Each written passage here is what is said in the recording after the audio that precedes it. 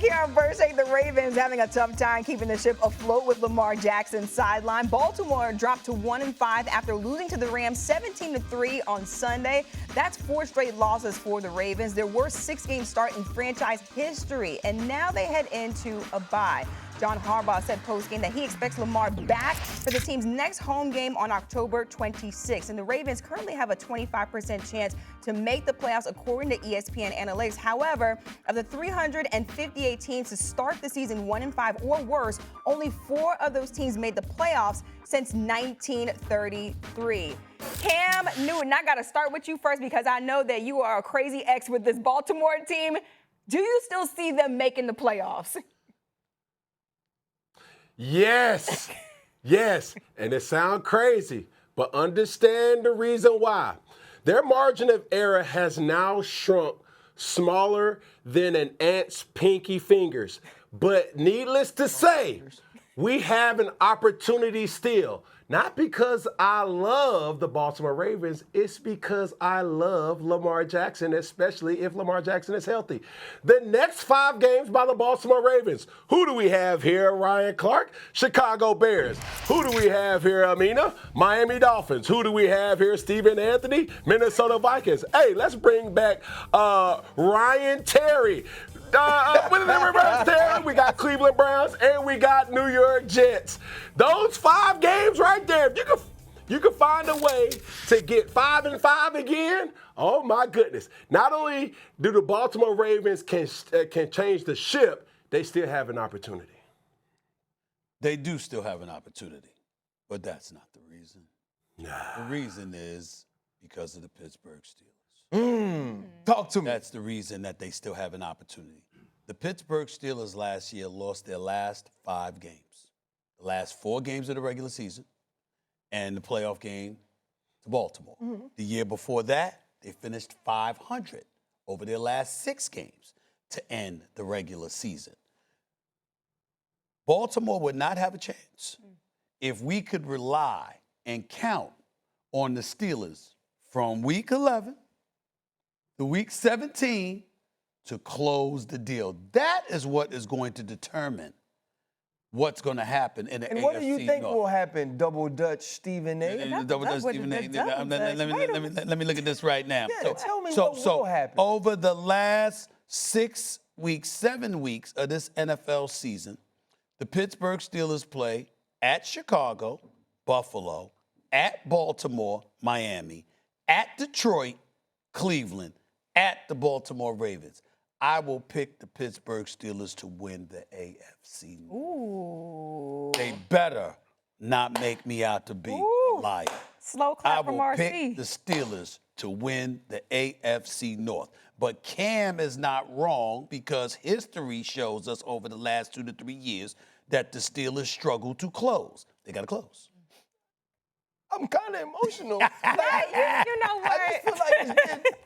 I feel like we've just been so long and like our relationship with the Steelers, That's right, man. it's been That's right. tough, That's you right. know, and like we start out good and right. then like at the end we don't be doing good. That's right. And then, That's like, right. You be being mean to us on No, TV and yeah, stuff. man. And like, I be like, why is Stephen A. hating? Then you be like, no, they suck and I feel better now.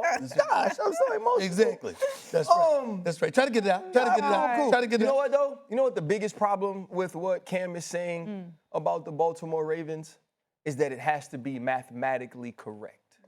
When is the last time we've been talking about Lamar Jackson and the Baltimore Ravens and thinking about the mathematics toward the end of the season? Oh, we can beat the Bears, the Dolphins, the Vikings, the Browns, the Jets, the Bengals twice. And then you're going to say, okay, maybe they can split with the Packers and the Steelers and the Patriots at the end of the season. And so they can kind of sneak into the playoffs because the numbers matter. This was a team that was supposed to have the best roster in football. This is a team that has one of the best players in all of the game in Lamar Jackson, who can go down as an all-time great. And all he got to do is get a ring.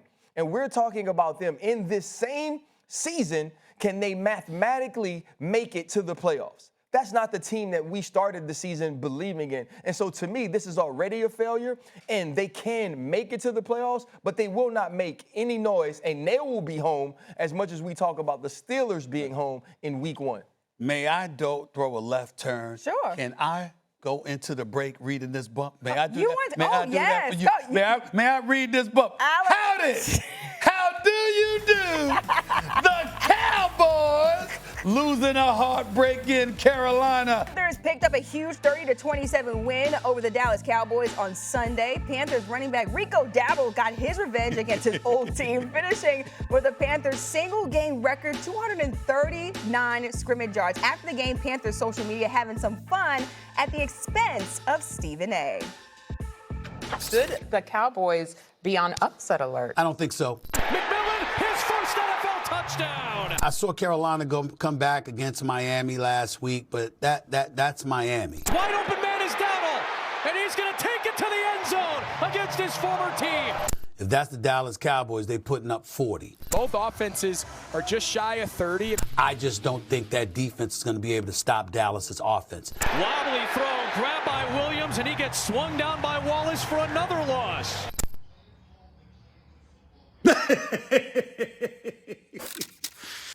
Ooh. The That receipts. was so The good. receipts. The receipts were long. Wow. They were long. Congrats to the Panthers Wow. social media team. And congrats to you. You are such a star. They made a whole post about you after their biggest win of the season. How do you feel about that? First of all, let me tell these sorry-ass Carolina Panthers something right now, y'all. Sorry. Whoa, whoa, whoa, whoa, whoa, whoa, whoa, Hold on. Hold on. Wait for it. Wait for it. Wait for it. Wait for it. Wait for it. Wait for it. Let me tell them something right now. You understand what I'm saying? First of all, I'll concede that was a beautiful ass video they put. You know That's what? a beautiful ass video they You put know together right what? there. That's number one, okay? That's number one. And number two, I apologize with a smile on my face. Thank you. You think I can? I mean, they are absolutely right. They should have told me my dumb ass self. What was I thinking? But depending on the Cowboys, how could I do such a thing? Even to the Carolina Panthers, who have been a model of ineptitude the last few years. And it's nice to see y'all relevant again. You got a 500 record for the first time since I had an afro. I mean, congratulations. Congratulations. But let me tell you something right now. They deserve it. I like the job their coach is doing. I like how Bryce Young is looking, okay? And Rico Dowdle. I didn't know Emmitt Smith was going to show up in a Carolina Panther uniform. You were right. So I was calling them sorry, but I'm only having fun with y'all, man. I'm only playing. Congrats to the Carolina Panthers. Congrats to their social media team. That's exactly what you should have done. I agree. I deserved it. You understand? They are accurate, 1,000% on point, getting on me. A matter of fact, to my producers, give me a copy of that damn video. I'm going to play it everywhere today because they got me. I deserve it. How dare me? How dare me sit up there and pick the Cowboys and sit up there and say, that was Miami. I don't have faith. Cowboys going to drop 40. I mean, leave it to the Cowboys to disappoint me, you know, to make me out to be a liar. But I ain't mad. I ain't mad at all. It doesn't bother me one bit. I thought you didn't like it this early in the season. I thought you wanted it later. I know that. But what I'm just saying is when Carolina can beat you, when they go to the Bible Belt and lose. You know what I'm saying? When the Cowboys go to the Bible Belt and lose, it just shows you. You know what I'm saying? When Michael Irvin looked like he coming out of his own damn skin. Talk about why I've never seen a defense where everybody open. Everybody open. That's what Michael Irvin said. That's what happened to the Dallas Cowboys. But the story to me is Rico Dowdle. Yeah. He talked before the game, told them what he was going to do, warned them to buckle up, and then Dak Prescott, the quarterback for the Cowboys, said, yo, he told us to buckle up.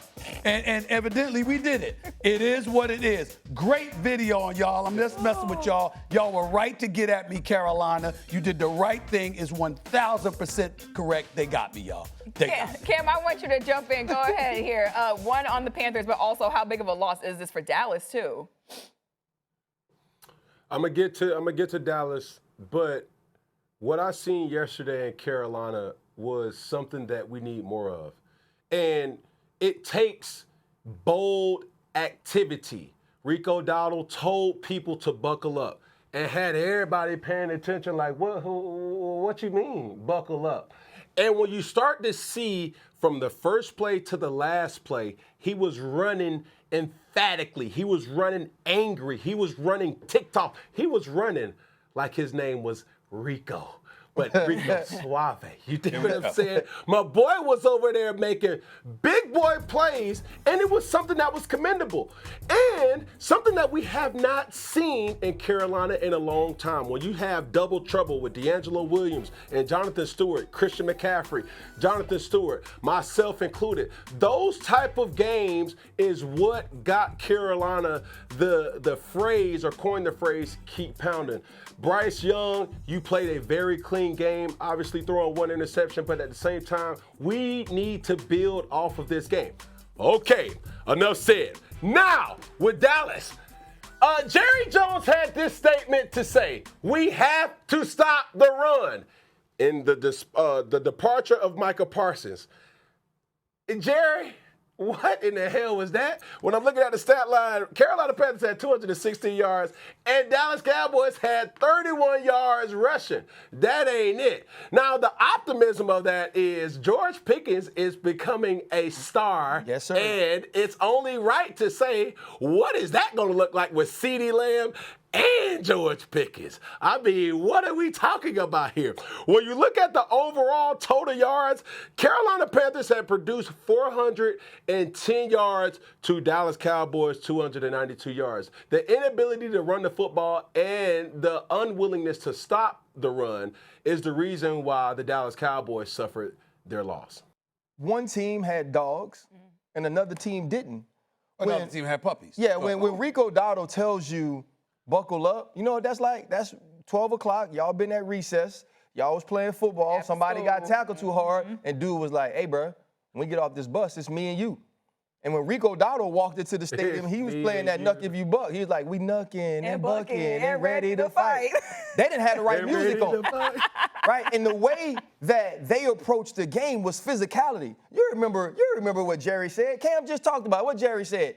We got to stop the run. You ain't stopping yet. Rico Dotto still running. And they're going to live off of that Green Bay Packer game because they found a way to get a tie, to get a draw in what was the Super Bowl for the Dallas Cowboys. All the Dallas Cowboys wanted to do that night, let's block Micah Parsons, not let him ruin the game. Let's not let Micah Parsons walk off this field with a win. Well, what about the rest of the season? What about the rest of the season when you're asking people that you brought in, or asking the person that you brought in for him to make plays, to stop the run, to be a more physical team, to put pressure on the quarterback? Every quarterback looks good against the Dallas Cowboys because every quarterback has time. Wouldn't it be cool if you had a pass rusher that could get after the passer? They ain't got one because they traded him. And so when you think about the Carolina Panthers, this is a team that wants to win. This is the team that played to win, a quarterback that played like he had something to prove, and a running back that knew he wasn't hoping or thinking. He knew the Cowboys were soft on defense, because you don't say that unless you know that, and then he proved it. And here's the thing, too. When you bring up Jerry Jones, by the way, today's his 83rd birthday. Happy birthday to him. You know, you bring him up, okay, and him trading Micah Parsons. You turned 83 today. Your best days, you've admitted, are behind you. Your mortality is staring you at the door. And you compromise yourself by making the move that he made. You understand what I'm saying? The defense ain't stronger. You understand? You don't have somebody to get to the passer. You can't stop the run. Not that Micah Parsons really helped you stop the run, because we know that wasn't his strength. But I'm just saying those are problematic. Rico Dotto, final drive, 22 yards rushing. Final drive for Bryce Young. What did he do on the final drive, okay? You're looking at a guy 3 or 4 for 25 yards, converted a 4th and 4 to Hunter Renfrow. Yes. We saw all of that, right? We saw him for the game. Final drive, 71 yards, 15 plays. That's Bryce Young that took him down that field, okay? Along with Rico Dotto. For the game, completed 68% of his passes, 3 touchdowns, just 1 interception, and a 115 passer rating. One interception was a tip, too. Yeah. This is Bryce Young and the Carolina Panthers that is doing that to this Dallas Cowboys defense. And so I look at it from that standpoint, and I say it's a bad loss, but it's also Carolina's on the come up. Yep. They're looking considerably better than they did last year, and we got to give credit where credit is due in that regard. Absolutely. Cam, go ahead. Last word. This is one of the things that needs to be mentioned about Jerry Jacoby Jones. Yeah, Jerry Jacoby, that's my guy. I like him. You don't want to miss this wave. Dak Prescott, Daquavius is playing the absolute best, cleanest football he has ever played. And you do not want to look back and say, we should have struck when the iron was hot. There's times when you need to be desperate. If I'm Jerry Jones, I'm extremely desperate to find help on defense and find help on defense fast. Because right now you have what we've seen Dak to do, to give every single opportunity to giving the team the best situation to win, and that's what he's doing. You don't want to take that for granted because it doesn't come too often for NFL teams. George Pickens, 9 passes, 168 yards, a TD catch for the 5th consecutive game in a contract year. Who's his representative? David Mulugeta, the same guy that Jerry didn't want to talk to when it came to Micah Parsons. That's number one. Number two, Dak Prescott, to piggyback off of Cam, completed 74% of his passes yesterday, 261 yards, 3 touchdowns, no turnovers, no sacks, and a 90 QBR on this season. Second in passing yards to Matthew Stafford. Second to Jared Goff with 13 touchdown passes. Fourth in completion percentage at 71.6. Second to Daniel Jones in QBR, and tied for second behind Baker Mayfield's four fourth quarter comebacks with 2. Dak Prescott is playing like an MVP candidate. He ain't Baker Mayfield at number 1 right now, but he's in the conversation. Pickens is balling. The offense has not been shabby at all. This issue with the Dallas Cowboys is about a defense nobody is worried about. And Jerry was hoping that Dak Prescott and the offense was going to be so prolific that he'd win games scoring 30+, and that would offset what they aren't defensively. But what they aren't defensively is why they're a team under 500 right now, which means that the cynicism is ultimately going to come right back in Jerry Jones' direction. And as his Libra buddy, you understand? I've tried to tell him this on several occasions. You have admitted that your mortality is staring you at the door. I don't bring that up. You do. You got to value these moments, and as Cam said, go all in. He should have kept Micah. You understand what I'm saying? You still have Pickens and CeeDee Lamb, all right? You should have kept Rico Dowdle for the extra $3 million because he went to Carolina on 1 year, $6 million. You got Javonte Williams for 1 year, $3 million. He's not a scrub. He can ball. But the bottom line is Dowdle is Dowdle. And 1 year at $6 million, just $3 million is why you lost yesterday to a brother that dropped those numbers on you after telling you to buckle up. This is not a good birthday for Jerry Jones, but happy birthday anyway. 239 yards from scrimmage. You're right. He did look like Emmitt Smith out there. Yes, he did. Damn right. Just like Emmitt Smith. Crazy Like a smaller version. Everybody looked just like him.